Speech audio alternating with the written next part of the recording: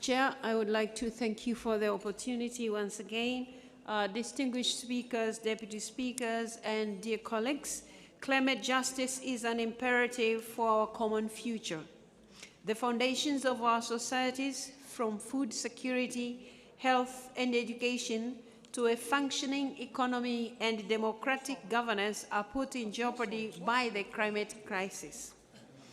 While the impacts of climate-related disasters and disruptions affect everyone, these impacts are most hardly felt by those already facing some form of exclusion or disempowered.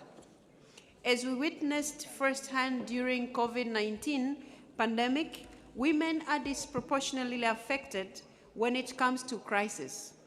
Pre-existing gender-based discrimination, harmful norms, and power dynamics adversely impact women and girls and are deepened during crisis.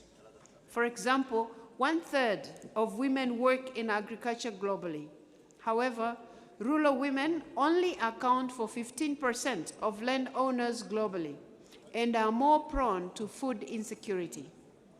By 2050, colleagues, climate change may push up to 158 million more women and girls into poverty and cause 232 million to face food insecurity.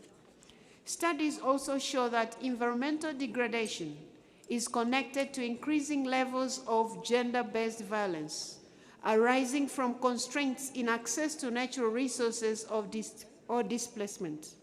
Such violence is also often experienced by women rights defenders and climate change activists. While women are disproportionately impacted by climate change, they are also a collective strength in climate action. They are at the forefront of social movements demanding equal rights, environmental protection, and climate justice. Young women in particular are leading the way in demanding more ambitious climate action. This pattern holds for women in parliaments too. More women in parliaments is related to stronger and more robust climate policies. Colleagues, here today, let us recognize the urgency for concrete and bold actions towards climate justice and gender-responsive and inclusive climate action. It is for us to work towards women's leadership and climate justice as two mutually reinforcing goals. Gender parity in political representation is needed in order to strengthen climate change responses and for women leaders not to be outvoiced in climate action, environmental protection, and disaster risk reduction initiatives.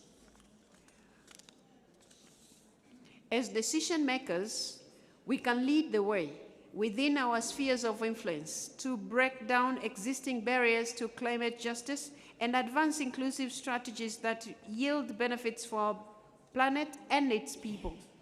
We must start prioritizing gender equality, diversity, and inclusion in climate action through measurable goals, integrated strategies, and adequate funding. We must ensure the leadership of women, girls, and those in vulnerable and marginalized situations in climate negotiations and in our national level responses. Full participation from all segments of society is not only essential for a just transition and meeting the Sustainable Development Goals, but also a fundamental right. Ladies and gentlemen, and dear colleagues, I look forward to listening to your deliberations today, and I thank you for listening.